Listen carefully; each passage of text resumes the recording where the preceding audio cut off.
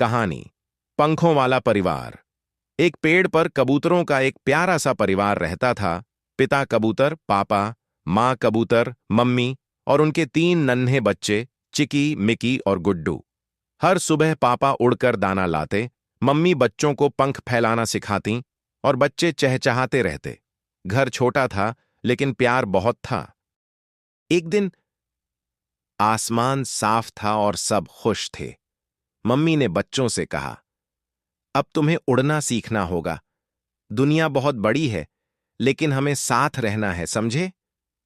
तीनों बच्चे डर रहे थे, लेकिन धीरे धीरे कोशिश करने लगे। फिर आई एक आंधी